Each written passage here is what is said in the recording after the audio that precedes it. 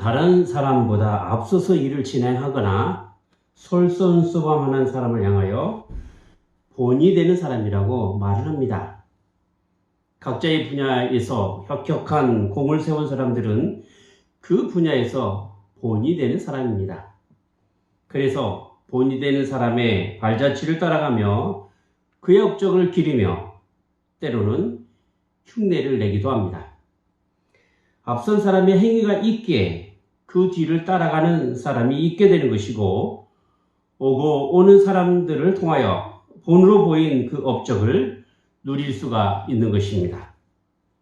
과학 문명의 발달과 생활의 편리함은 가장 기초적인 과학 상식으로부터 복잡한 과학의 이론까지 앞서서 이루어 놓은 것을 기반으로 지금의 우리가 누릴 수가 있는 것입니다. 사회, 문화, 경제도 각자의 분야에서 이루어 놓은 여러 성과를 바탕으로 해서 지금의 사회를 경험할 수가 있는 것입니다. 우리는 과거에서 지금까지 이루어 놓은 결과물로 경험하는 것이기 때문에 어떤 본을 따라가느냐에 따라서 우리의 경험이 달라지게 될 것입니다. 예수님을 믿는 사람의 경험은 우리의 본이 되시는 예수 그리스도로 인하여 이루어진 결과물로 경험하게 됩니다. 그리고 우리가 경험해야 할 결과물은 예수님의 죽음으로 인하여 이루어진 구원입니다. 예수님께서는 우리의 구원을 위하여 친히 십자가에 죽으시고 사흘 만에 부활하심으로써 우리의 구원을 이뤄가실 본이 되셨습니다. 따라서 우리가 구원을 이루며 살아간다는 것은 우리의 본보기 되시는 예수님 안에서 주님의 죽으심과 함께 부활하심을 경험하고 살아가는 데 있다. 이렇게 말할 수 있을 것입니다. 어떻게 주님의 부활하심을 경험하고 어떻게 주님의 죽으심을 경험할 수 있는 것일까요? 그것은 바로 우리 죄가 십자가와 함께 죽는 것에 있고 우리의 삶이 부활의 생명으로 새롭게 살아가는 것에 있습니다. 죄악의 근성이 드러나지 않도록 날마다 하나님의 말씀으로 자신을 쳐서 복종시키는 삶이 필요한 것이고, 예수 그리스도 안에서 주님의 성품을 드러내고 살아가는 삶이 또한 필요한 것입니다. 로마서 6장 5절부터 11절 말씀을 보겠습니다. 우리가 그의 죽으심을 본받아 연합한 자가 되었으면 또한 그의 부활을 본받아 연합한 자가 되리라. 우리가 알거니와 우리 옛사람이 예수와 함께 십자가에 못 박힌 것은 죄의 몸이 멸하여 다시는 우리가 죄에게 종노릇하지 아니하려 함이니 이는 죽은 자가 죄에서 벗어나 의롭다 하심을 얻었음이니라. 만일 우리가 그리스도와 함께 죽었으면 또한 그와 함께 살 줄을 믿노니 이는 그리스도께서 죽은 자 가운데서 사셨음에 다시 죽지 아니하시고 사망이 다시 그를 주장하지 못할 줄을 알미로라. 그의 죽으심은 죄에 대하여 단번에 죽으시며 그의 살으심은 하나님께 대하여 살으심이니 이와 같이 너희도 너희 자신을 죄에 대하여는 죽은 자요 그리스도 예수 안에서 하나님에 대하여는 산 자로 여길지어다.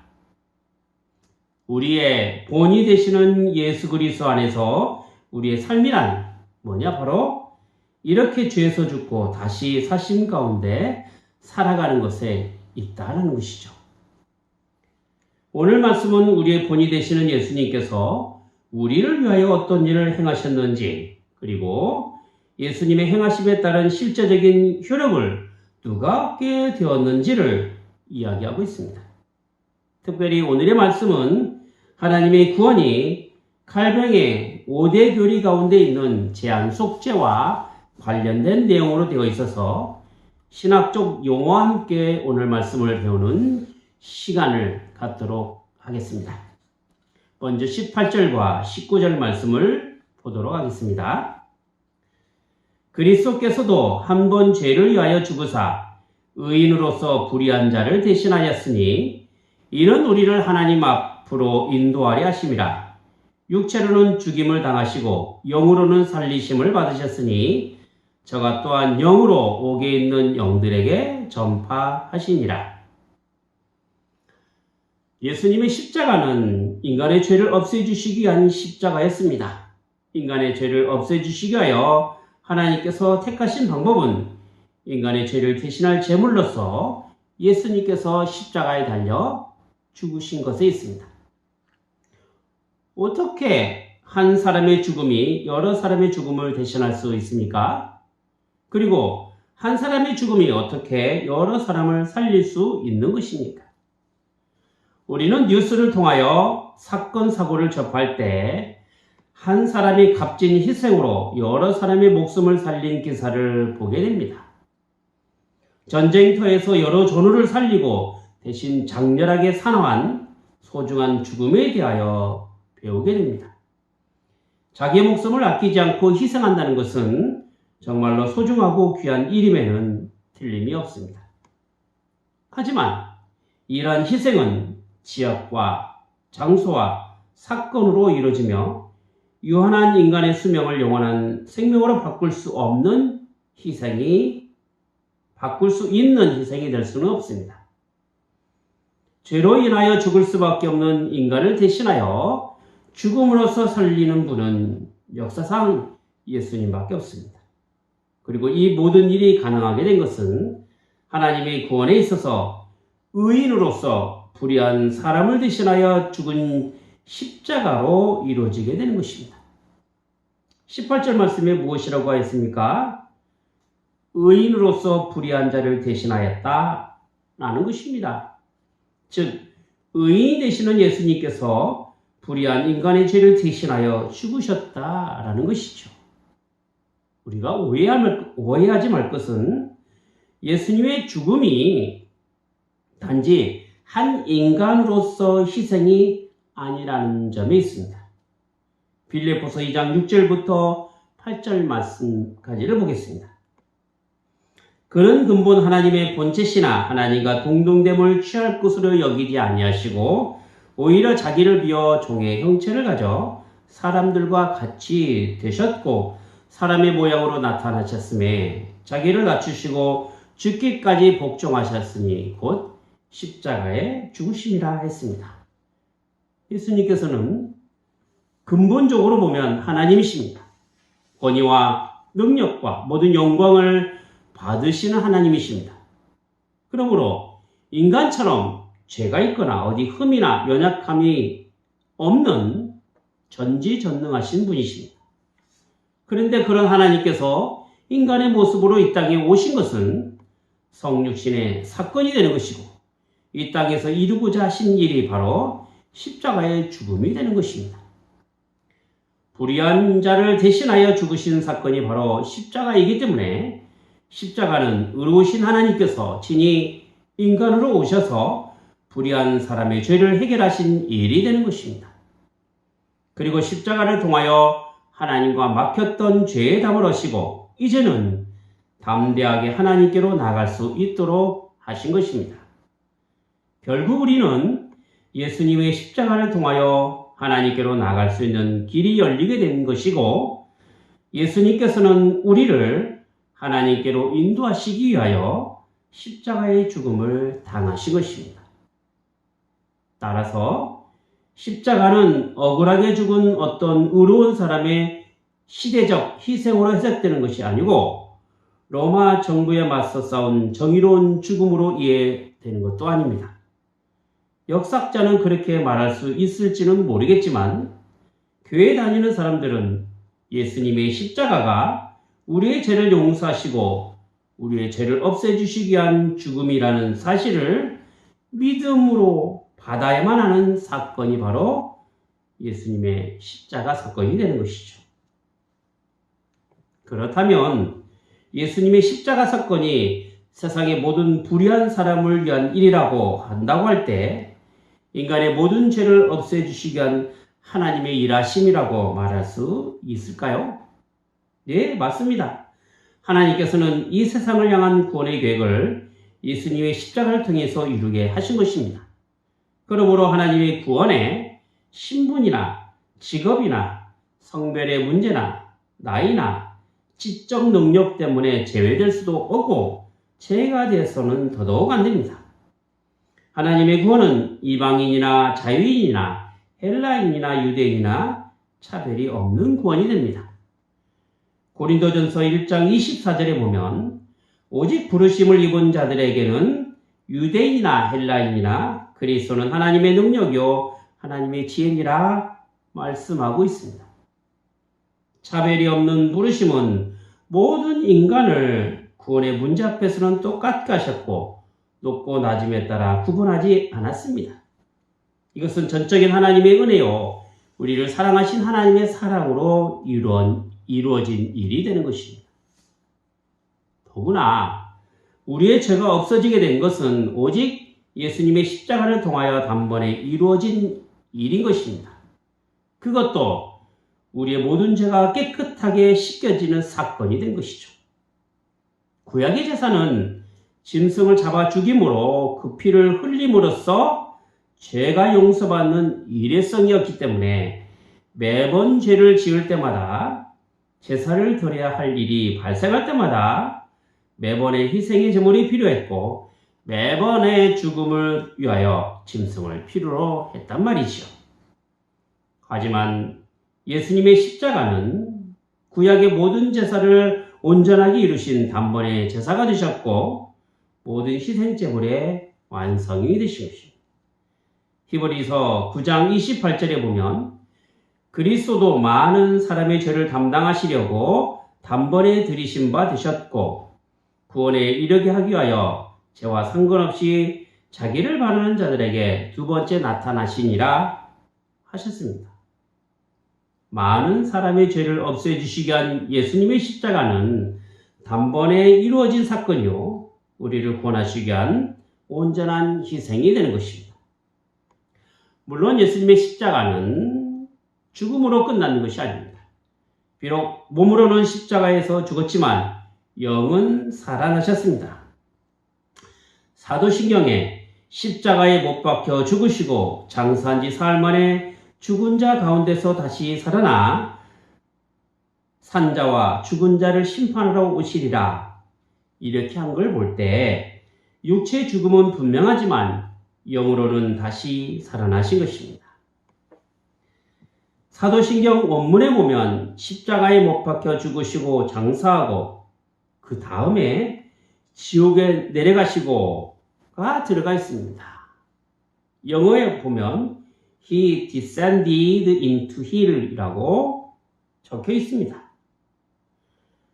그런데 우리가 하는 신앙 고백에는 예수님께서 지옥에 내려가셨다라는 구절이 없습니다. 한국 개신교에서 일부러 생략했다고 하는데 천주교에서 주장하는 연옥교리를 연상시킨다는 염려 때문에 그렇게 생략된 걸로 합니다. 하지만 오늘 본문 19절에 보면 분명히 예수님께서 영으로 옥에 있는 영들에게 전파하시니라 하셨단 말이죠. 마치 예수님께서 죽으시고 지옥에 내려가셔서 믿지 않는 사람들에게 복음을 전파한 것처럼 읽혀질 수 있는 것입니다. 그러면 정말 예수님께서 지옥에 내려가셔서 믿지 않는 사람들에게 복음을 전했느냐라는 것이죠. 그리고 사도신경의 지옥에 내려갔다라는 구절이 연옥교리를 지지하는 내용이 되느냐라는 것입니다. 하지만 앞서 예수님께서 영으로 살아나셨다라는 말이 갖는 의미는 우리의 죄를 없애주시기 위하여 육체의 죽음을 이기셨다라는 것이고 산 영이 되신 예수님께서 전파하는 복음은 죽은 사람을 위한 것이 아니라 산 사람을 위한 것임이 분명하다는 것입니다.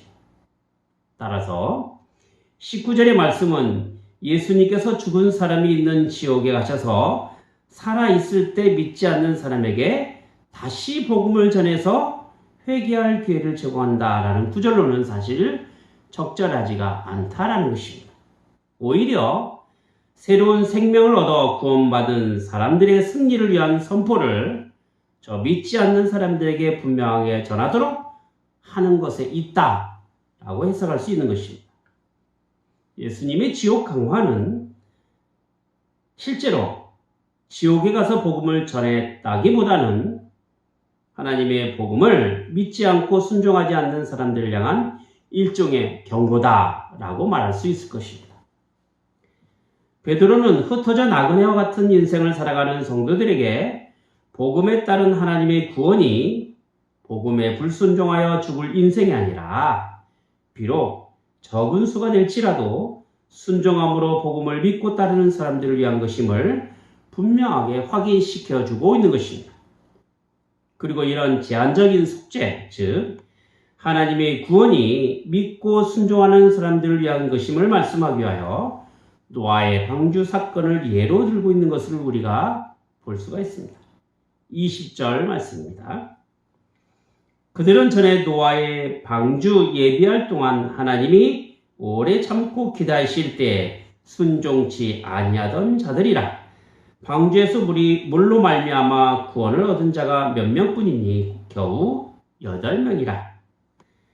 여기서 말하는 그들이란 옥에 있는 영들인데 하나님의 선포된 말씀을 믿지 않고 불순종하는 사람들입니다. 오래 참으시는 하나님이시고 기다리시는 하나님이시지만 그것은 구원을 얻을 믿음의 사람들을 위한 것이지 불순종하여 지옥에 갈 사람을 위하여 오래 참으시고 기다리는 것이 아니라는 것입니다. 우리가 알다시피 노아의 방주는 오랜 기간에 걸쳐 하나님의 약속에 따라 노아가 방주를 만들고 또 전 세계가 물바다가 되었을 때 그 방주 안에서 살아난 사건입니다. 그것도 노아 부부와 아들 3명의 부부 이렇게 8명만이 구원받은 것입니다. 말하자면 전 세계 미치는 홍수 사건을 통한 구원이 지극히 적은 무리인 노아 가족에게만 해당이 되었다는 것입니다.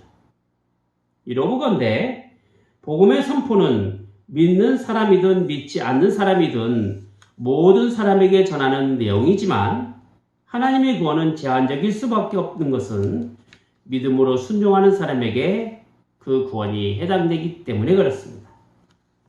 예수님의 십자가 사건도 마찬가지입니다. 하나님이 이 세상을 사랑하시려고 구원하시려고 작정하신 그 일에 하나밖에 없는 아들을 이 땅에 보내신 것은 십자가를 믿는 자마다 멸망하지 않고 영생을 얻게 하려는 데 있는 것이죠. 제한적 속죄는 이처럼 예수님께서 십자가에 죽으신 일로 인하여 구원의 효력을 얻고 하나님의 은총을 누리게 되는 것은 오직 택함을 받은 사람을 위한 것이었다라는 사실이 있는 것이죠. 베드로전서 1장 2절에 보면 성도들을 향하여 베드로가 무엇이라고 이야기하고 있습니까? 곧 하나님 아버지의 미리 하심을 따라 성령의 거룩하게 하심으로 순종함과 예수 그리스도의 핏부림을 얻기 위하여 택하심을 입은 자라고 분명하게 이야기하고 있지 않습니까? 하나님의 예정하심으로 거룩한 성도가 되는 것과 십자가의 은총을 얻은 사람은 바로 택하심을 입은 사람입니다. 택하심을 입은 성도가 그리스도인이 되는 것이고 흩어져 나그네와 같은 인생을 살아가고 있는 그리스도인들에게 베드로가 편지를 쓰고 있는 것이지요. 우리가 오해하지 말 것은 택함을 입은 사람이 된다는 것이 하나님의 주권적인 섭리에 의한 것이기 때문에 우리가 가져야 할 신앙의 책임과 지켜야 할 의무로부터 자유롭다는 것을 의미하고 있지는 않습니다. 오히려 우리는 더욱 분명하게 하나님의 택함을 입은 사람이 되었다라는 사실을 하나님께 향한 신앙의 방향을 통하여 확인해야 하는 것입니다. 무엇으로 우리가 하나님의 택함을 받았다는 사실을 확인하게 됩니까? 우선은 구원을 받았다는 표식으로 세례를 통해서 확인합니다. 21절을 보겠습니다. 물은 예수 그리스도의 부활하심으로 말미암아 이제 너희를 구원하는 편이 곧 세례라. 육체의 더러운 것을 제하여 버림이 아니오 오직 선한 양심이 하나님을 향하여 찾아가는 것이라.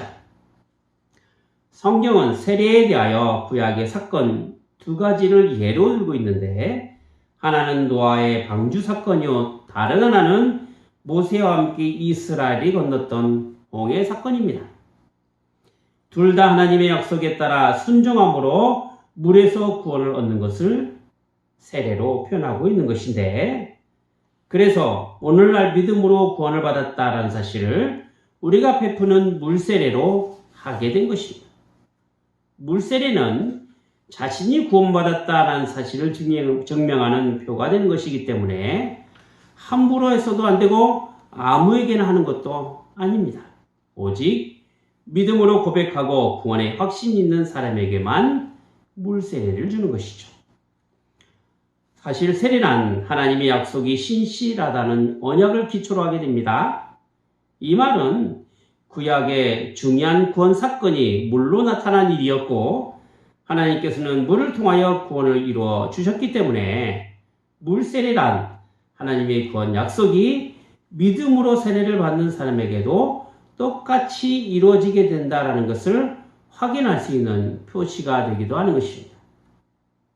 하지만 이러한 하나님의 약속에 따른 신실함은 단순히 세례를 받았다라는 것으로 끝나는 것이 아닙니다. 약속에 이루어 가시는 그 하나님의 신실하심에는 언제나 오직 선한 양심에 따라 믿음으로 순종하여 하나님을 향하여 찾아가는 삶을 통하여 나타내시는 것입니다. 홍수 사건은 분명 노아 가족의 물에서 구원받는 일이지만 순종하지 않고 하나님을 향하여 살아가지 않는 사람에게는 멸망이요 죽음이 되는 것입니다. 모세의 홍수 사건도 마찬가지입니다. 가나안을 향하여 믿음으로 가는 이스라엘을 향한 하나님의 구원이 되지만 그를 쫓은 애굽의 군대에게는 물이 덮쳐 죽을 수밖에 없는 사건이 되고 만 것이죠. 순종은 우리를 하나님께로 이끌어가게 하는 능력으로 나타납니다.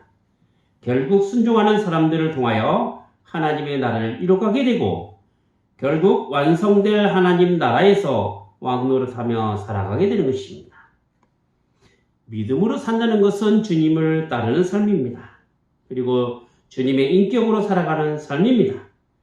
그래서 주님과 함께 십자가에서 내 죄가 죽고 주님의 부활하심과 함께 새로운 생명으로 살아가는 것이죠.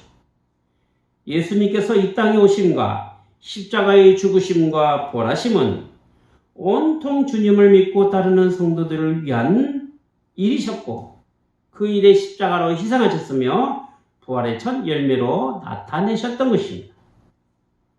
많고 많은 사람 가운데서 우리를 부르시고 우리를 택하신 것은 우리에게 나타내시고자 하시는 그 일, 즉 구원의 풍성함을 누리게 함에 있다 할 것입니다. 그리고 그 구원의 풍성함은 전적인 하나님의 은혜가 없이는 불가능한 일이죠. 하지만 우리는 압니다. 그것은 바로 이미 우리는 하나님의 풍성한 은혜 가운데 살아가는 사람이라는 사실이죠. 그리고 우리는 이 구원의 풍성함의 사실을 삶 가운데 실천하며 살아가는 것입니다. 기도하겠습니다.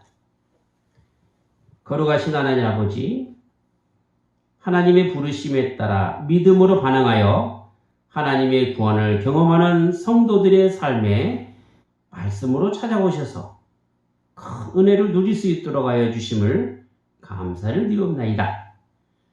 예수 그리스도의 십자가는 구원을 받는 성도를 위한 십자가였으며 믿는 사람마다 멸망하지 않고 영생을 얻게 해주시는 구원의 십자가이옵나이다. 그래서 예수님의 죽으심으로 저희 죄가 십자가에서 죽고 예수님의 부활하심으로 저희 또한 새 생명 가운데 살아가는 것이옵나이다. 이제 받은 은혜가 저희 안에 있음으로 말미암아 늘 감사하게 하시고 또한 그 받은 은혜가 세상 것 때문에 빼앗기지 않도록 늘 말씀으로 자신을 저 복종하게 하시고 하나님께 간 신앙의 발걸음이 다른 방향으로 가지 않도록 해주시기만을 바라옵나이다. 순종함으로 하나님의 자녀인 것을 확인케 하여 주시고 신앙의 걸음을 통하여 하나님 나라가 저희 것임을 경험하게 하여 주시옵소서. 주 예수 그리스도 이름으로 기도하옵나이다. 아멘.